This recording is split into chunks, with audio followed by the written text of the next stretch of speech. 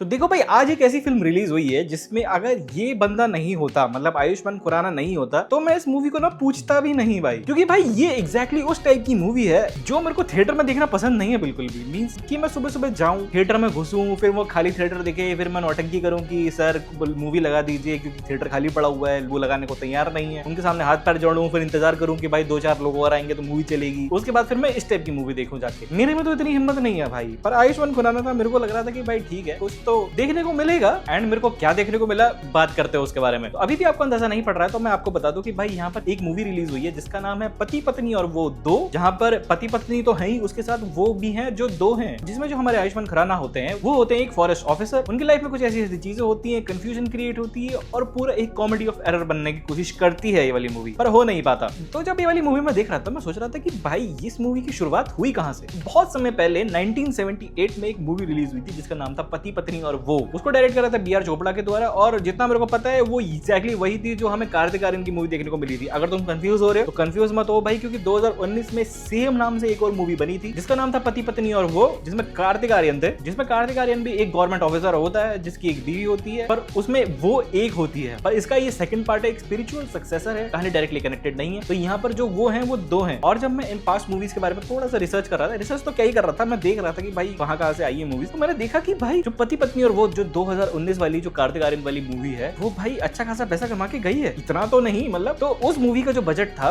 वो nearly about 40 crore के आसपास था, और वो 120 करोड़ के आसपास उसकी कलेक्शन है। मतलब अलग अलग प्लेटफॉर्म से अलग अलग रिपोर्टेड होगा, बट 115-120 करोड़ के आसपास, मतलब आप मान के चलिए कि ऑलमोस्ट ट्रिपल के आसपास उन्होंने पैसा कमाया था। तो मतलब कुल मिला के ये प्रॉफिटेबल थी। और उस चीज को देखते हुए उन्होंने 2026 में सोचा कि नहीं, एक काम करते हैं कि भाई उस चीज को दोबारा से रिपीट करते हैं, मजा आने वाला है और पैसे के पैसे छप जाएंगे यहाँ पर। अब देखो भाई, आजकल के टाइम पे ये प्रेडिक्ट करना कि भाई ये वाली मूवी सक्सेस होने वाली है कि नहीं होने वाली है, किसी को नहीं पता, कोई प्रेडिक्ट नहीं कर सकता भाई। इट इज वेरी अनप्रेडिक्टेबल कि भाई इंडियन ऑडियंस को क्या पसंद आ जाए। हो सकता है कि ये फट जाए। अब तुम खुद ही सोचो कि भाई जो धुरंधर जैसी मूवी है, धुरंधर 1 की बात कर रहा हूं मैं, जो पहले 2-3 दिन जिसको कोई पूछ भी नहीं रहा था, यहाँ पर जितने भी क्रिएटर्स थे, जितने भी लोग थे, वो सब यहाँ पर आके जिन्होंने पहले दिन पे मूवी देखी वो चिल्ला चिल्ला के बता रहे थे कि भाई धुरंधर इज क्रेजी, ये हो रहा है, वो हो रहा है, बहुत ही क्रेजी। अगर तुम्हें कोई स्पाई थ्रिलर देखनी है तो तुम इसे जाके देखो। एंड धीरे धीरे करके इसका बस बढ़ने लग गया था, तब जाके उसने 1400 करोड़ रुपए कमाए थे। 1400 करोड़ रुपए का था, हाँ इतना ही कुछ कमाया था उसने वर्ल्ड वाइड, मतलब सब मिला के। अब मान के चलो कि भाई उस वाली मूवी का अगर इतना स्ट्रॉन्ग वर्ड ऑफ माउथ नहीं होता तो आई डोंट थिंक सो कि भाई उसका दूसरा पार्ट आता और इतना पैसा तो नहीं कमाती मूवी वाली, चाहे मूवी कितनी भी अच्छी हो। ये तो फिर भी बावासीर बर्गर है भाई। आई नो मेरे वर्ड्स थोड़े से हार्श हो रहे हैं, बट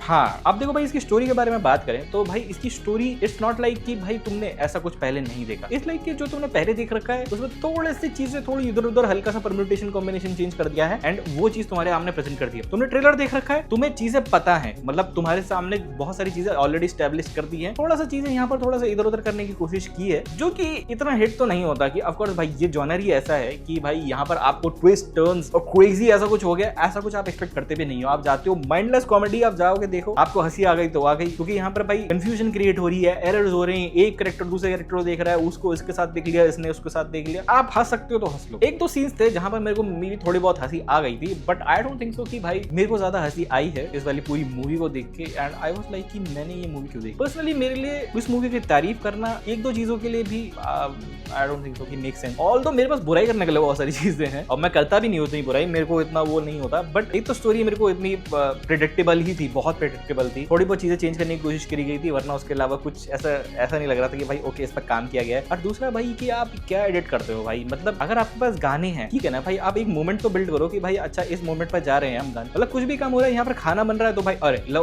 गाना लगा दो भाई, फटाफट एक इंसान हग रहा है भाई गाना लगा दो। मतलब एग्जैक्टली ऐसा नहीं हो रहा, बट मैं बता रहा हूँ आपको, एक सिचुएशन क्रिएट करके दे रहा हूँ कि भाई देखो कुछ भी हो रहा होता है गाना लगा देते हैं इसके अंदर, मतलब कोई कनेक्शन नहीं है उन दोनों। और गाने भी ऐसे नहीं है कि भाई आप थिएटर से बाहर निकलो तो आपके दिमाग में रहेगा कि ओ शिट भाई तो बहुत ही क्रेजी गाना था, ऐसा कुछ नहीं है। तो मतलब टोटली तुम्हारे टेस्ट के ऊपर डिपेंड करता है कि तुम्हें इस टाइप की मूवीज पसंद है, जो कि I am not judging at all, but ये वाली मूवी मेरे लिए तो नहीं थी। मेरे लिए तो fully time pass movie, time pass भी नहीं बोलूंगा मैं, तो स्किप ही बोल दूंगा इसको। अगर पूरी मूवी को एक ही वर्ड में समराइज करने को बोलूं तो भाई ये मेरे लिए बावासीर बर्गर है भाई। चीजें थी मतलब not for me to be very honest. अगर आपको ट्रेलर पसंद नहीं आया ना, और आपका पिछली वाली मूवी पसंद नहीं आई थी, जो भी ये कार्तिक आर्यन वाली आई थी, अगर वो भी पसंद नहीं आई थी तो डेफिनेटली ये आपके लिए तो नहीं है। बाकी अगर आपको पिछली पसंद आई थी, ट्रेलर भी ये वाला ठीक ठाक लग रहा था, तो आप डेफिनेटली जाके देख सकते हो। और साथ ही साथ मैं ये बता दूं कि भाई मैंने एक शॉर्ट बनाया था जहां पर मैंने धुरंधर की OTT रिलीज के बारे में बताया था, जिसमें मैंने बताया था कि भाई 14 मई को इंटरनेशनली नेटफ्लिक्स पर रिलीज होने वाला है विद रॉ अनकट वर्जन जो होने वाला है, और इंडिया में 15 तारीख को हॉटस्टार पर रिलीज होने वाला है। तो 14 मई को तो भाई इंटरनेशनली रिलीज हो चुका है, बट 15 मई को जो रिलीज होने वाला था हॉटस्टार पे वो रिलीज नहीं हुआ है। जियो हॉटस्टार ने यहाँ पर डेट एक्सटेंड कर दी है, डिले कर दी है। अब ये वाला जो धुरंधर पार्ट 2 है वो जून 4 को रिलीज होने वाला है। ऑफिशियली आप जियो हॉटस्टार पे जाके देखोगे तो वहां पर आपको दिख जाएगा कि भाई जून 4 को यहाँ पर सेट रिमाइंडर का ऑप्शन आ चुका है। तो जिसको भी भाई धुरंधर 2 इंडिया में देखनी है तो भाई हॉटस्टार पे भाई जून 4 को मिलेगी। अब अभी ये नहीं मिलने वाला। तो इस अपडेट को अगर साइड में रखें, तो अगर आपको वीडियो पसंद आई तो वीडियो को लाइक करना, चैनल को सब्सक्राइब करना। मैं आपसे नेक्स्ट वीडियो में, तब तक के लिए जय हिंद, धन्यवाद।